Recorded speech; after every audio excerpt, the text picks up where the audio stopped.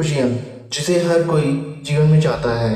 ज़्यादा से ज़्यादा लोग अपने जीवन में खुशी प्राप्त करना चाहते हैं, लेकिन इन खुशियों को पाने में इतना समय क्यों लगता है? कई लोग खुशी पाने के लिए देश विदेश जाते हैं, मूवीज़ देखते हैं, उन्हें खुशी मिल भी जाती है और कुछ समय बाद कोई तकलीफ या दुख तकलीफ आने की वजह से वो खुशी चली जाती है, क्योंकि ये प्रकृति का नियम है। तो दुख सुख दोनों ही एक दूसरे के प्रारूप हैं, वो एक दूसरे के आगे पीछे आते ही रहेंगे। मैं आपसे कमेंट में पूछना चाहूँगा कि आप खुशी प्राप्त करने के लिए क्या करते हैं, तो प्लीज़ कमेंट करके ज़रूर बताएं। दोस्तों, खुशियाँ या लाइफ में हैप्पीनेस लाने के लिए एक सीक्रेट होता है। अगर आप इस सीक्रेट को जान जाएंगे तो आप कभी भी दुखी से दुखी परिस्थिति में भी खुशियों को ढूंढ ही लेंगे। तो मैं इसे आपको एक कहानी के थ्रू समझाना चाहूँगा। एक सेठ जिसका बहुत बड़ा हीरो का व्यापार दिल्ली और मुंबई में चलता है, तो एक दिन हीरे लेकर के ट्रेन से मुंबई जा रहे थे। उसका एक पड़ोसी, जिसे ये पता चल जाता है कि ये आज मुंबई के लिए जा रहे हैं, वो उन हीरो को चुराने के बारे में सोचता है कि एक बार मैं अगर हीरे चुरा लूँ तो मैं करोड़पति बनने की खुशी पा पाऊंगा। जिस दिन वह स्टेशन जा रहे थे तो वह आदमी भी उनके पीछे पीछे लग जाता है। जिस बोगी में वो सेठ चढ़े थे, उसी बोगी में उनके बगल वाली सीट में वो बैठ जाता है। जैसे ही सेठ देखते हैं तो वो पूछते हैं कि अरे तुम यहाँ कैसे? तो वो बोलता है कि मुझे मुंबई में कुछ काम है। ऐसा बोल के वो सो जाता है, क्योंकि उसे रात में जगना होता है और वो रात में नींद का बहुत बड़ा कच्चा आदमी था। वो ये सोचता है कि अगर मुझे रात में चोरी करनी है तो ज़रूर मुझे अभी सोना पड़ेगा, नहीं तो मैं चोरी नहीं कर पाऊंगा।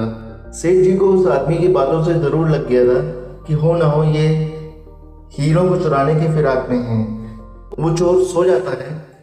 वो सेठ जी हीरो को अपनी पोटली से निकाल करके उसके बैग में डाल देते हैं। और जैसे ही 10 बजता है और सेठ जी सो जाते हैं तो हीरे चुराने की फिराक में चोर जगता है और वो सेठ जी का सारा सामान बिखेरने लगता है। वहाँ भी हीरे खोजने लगता है, लेकिन उसे हीरे मिलते नहीं।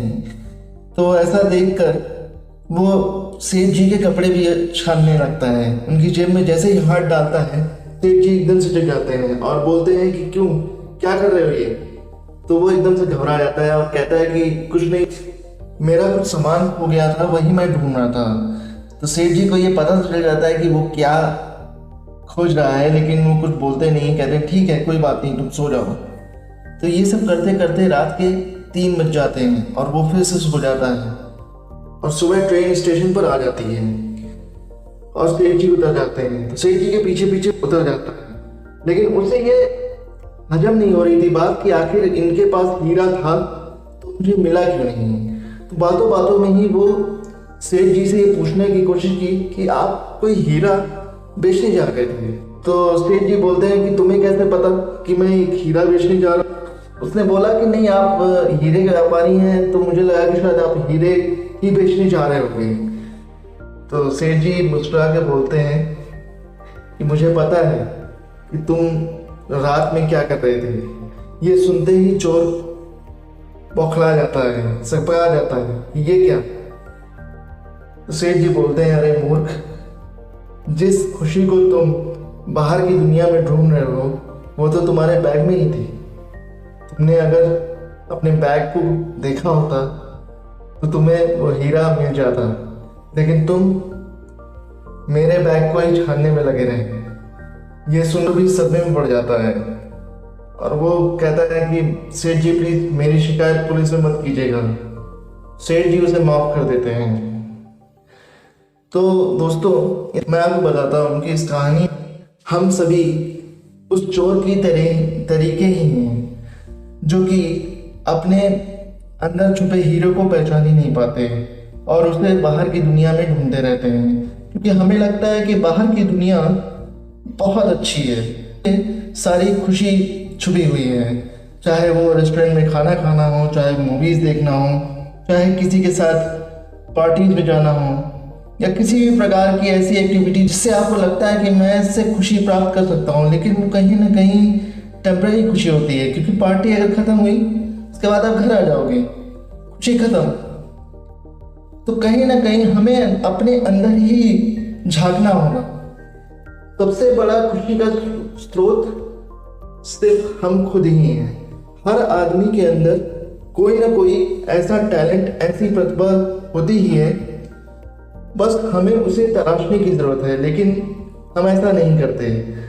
हर आदमी में कुछ ना कुछ ऐसा यूनिक होता है, चाहे वो उसमें ये टैलेंट होता है कि वो गाना गा सकता है या डांस कर सकता है, लेकिन हम उस पर फोकस नहीं करते। हम बाहरी चीज़ों में ही लगे रहते हैं कि उससे हम खुशी प्राप्त कर लें, लेकिन वो आपके इंटरनली खुशी नहीं होती है। वो आप बस कुछ समय के लिए आकर्षित हो जाते हो उन चीज़ों से और उन चीज़ों में खो जाते हैं। लेकिन जब आप अपने अंदर के टैलेंट, अपने अंदर की प्रतिभा को तराशोगे तो वो एक हीरे से कम नहीं होगी।